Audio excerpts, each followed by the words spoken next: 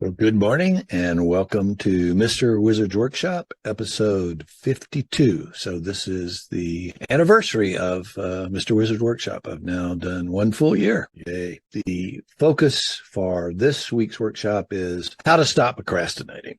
I'm probably going to call this part one because there's a lot of content around it. But last week I focused more on the definition, big picture, and specific examples of procrastination because it is a complex subject. So as a quick review, I think the most important thing to understand about procrastination is a complex behavior. And the basic definition of it is delay or avoidance of tasks or responsibilities, despite you knowing that there will be negative consequences. So I think one of the most surprising aspects of procrastination is not solely a time management issue or a result of laziness, as is often mistakenly assumed. Some other surprising aspects of procrastination are the whole concept of emotional regulation. So there's a pretty good bit of research out there that suggests procrastination can often be linked to difficulties people have with emotional regulation.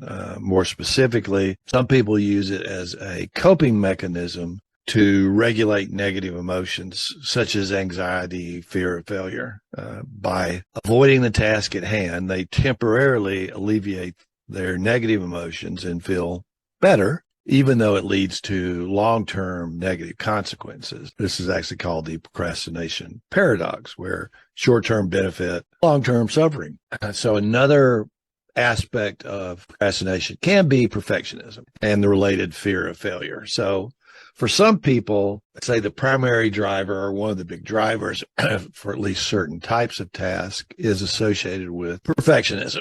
So individuals set excessively high standards for themselves, and then they fear that they won't actually meet those standards. So as a result, they delay starting or continuing tasks to avoid that possibility of falling short. So the thought I wanted to wrap up here is, since there are different reasons people procrastinate, then there are different effective strategies that you can use to stop procrastinating. So I'm going to run through strategies for procrastination, kind of grouped by the 7 types of procrastinators that I reviewed last week. This isn't a perfect filter, but I think it's a useful frame to kind of break the strategies up. So starting with kind of continuation for the last slide, the perfectionist type of procrastinator. So kind of a good general strategy is strive for excellence rather than perfection, and related to that, focus on what's realistic rather than what's ideal.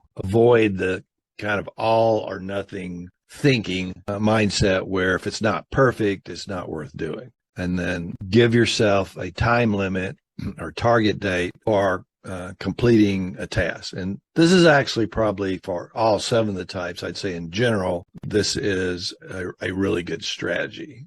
If you don't give yourself a time limit, a target date for completing a task, it's much more likely that you're going to procrastinate it. And this might be slightly self-interest recommendation, but I feel like it's true. So, since I am a accountability coach for entrepreneurs, my observation is that you struggle with procrastination because you're a perfectionist, or for some of these other types even, either having an accountability partner or a coach is something that's really beneficial. So the second category was the dreamer. Train yourself to differentiate between dreams and goals. So here's a slightly crude but amusing quote, and since it's from a famous person and it makes me laugh, I decided to go ahead and include it. So Stephen King said, "Wish in one hand and shit in the other, and see which one fills up first." So for folks that are the dreamers, that they never really get started. It's all just this kind of airy-fairy thing in their head.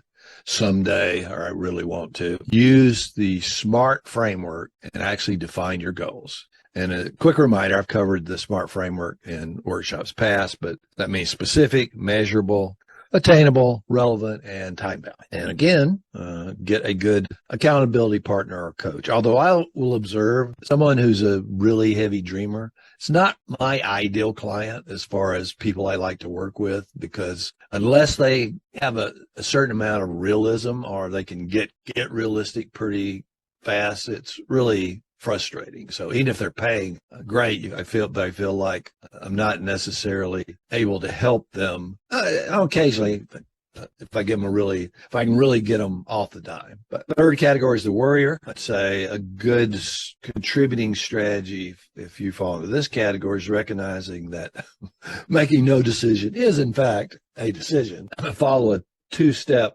process where you first commit yourself to a goal and then determine the steps you'll take to achieve that goal. And this is probably, for most of the types, would be a good strategy. And don't forget to make the goal a SMART goal: specific, measurable, attainable, relevant, and time-bound. And then, and this goes back to even when I was a project manager for IT projects, critical to break down those large, intimidating projects, and every IT project I ever managed was large, intimidating, into a collection of organized, smaller, much easier to manage tasks.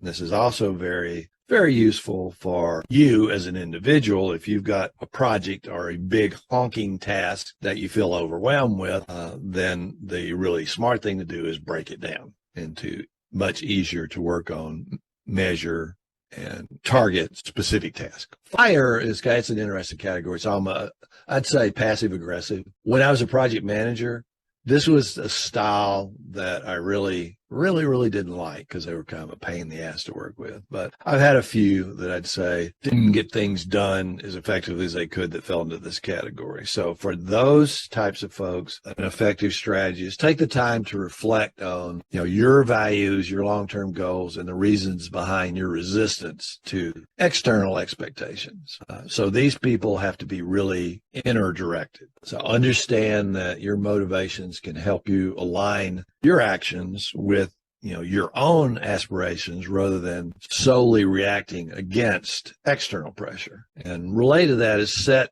intrinsic goals. Focus on setting goals that are personally meaningful and aligned with your interest and value. So again, for almost all of the types of procrastination, crisis maker, identify the other self-motivators besides stress and try to use those and move off using stress as your primary motivator. Kind of related to that is create motivators of your own so you can shift a boring task to a more interesting one, and then strive towards changing your thinking style from being extremist and general to moderate and specific. And avoid over-dramatic, polarizing language and thinking, and understand that you may not feel interested in something until after you get started or involved with it. And this is actually a good strategy for almost any type of procrastination that you're experiencing. Well, anything that's related to boring. Oh, this is going to be boring. This just doesn't draw my interest, but it's something I really need to do.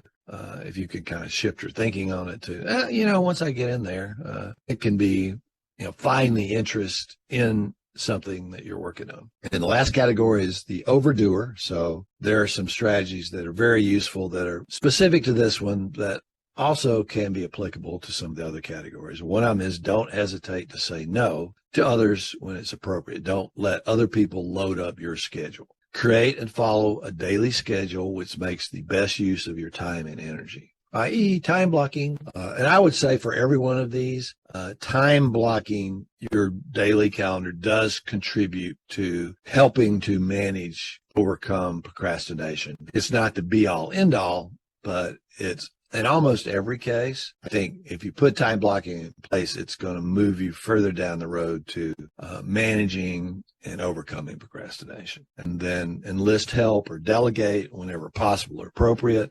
Make sure, and this is a good thing for everybody, but it's super critical for the overdoer, is incorporate an ample amount of leisure activities into your daily life and actually schedule those out. Last, and say most important for the overdoer, but applicable for most folks, is learn an effective prioritization technique and then use it. It can be the 80-20 rule, i.e. the vital few. I've provided one or more workshops or videos on that one. The same for the Eisenhower matrix, another effective prioritization tool. And I've also done a couple of workshops and at least one standalone video on the one thing question. Pick something It's an effective prioritization tool, and then apply it. So the action item for this week is pick one of the specific strategies that we just covered and vow to give it a try. That is, use it with a task, say the task that you're currently most want to stop procrastinating on. So